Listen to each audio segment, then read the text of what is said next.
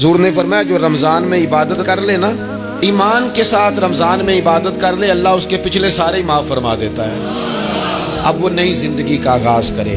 جس نے شب قدر پہ رو رو کے توبہ کی ہے، وہ رمضان کے بعد کرپشن چھوڑ دے، جھوٹ چھوڑ دے، بددیانتی چھوڑ دے، دل دکھانا چھوڑ دے۔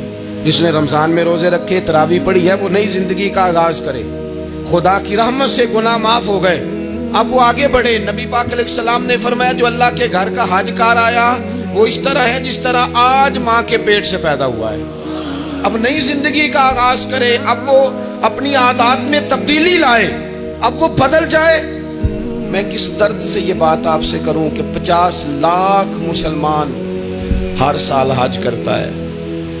اگر 25 لاکھ کا کردار بھی ٹھیک ہو جائے تو سال کا 25 لاکھ با کردار مسلمان اگر دنیا کو دیا جائے تو بتائیے امت مسلمہ کا سار کتنا اونچا ہوگا۔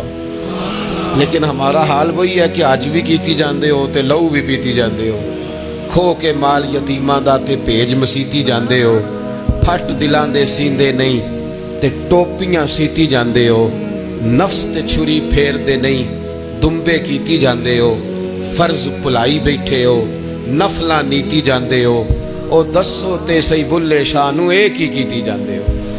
بات وہی ہے کہ کعبے گئے، مدینے گئے، کربلا گئے، جیسے گئے تھے گھوم پھر کے ویسے ہی آ گئے۔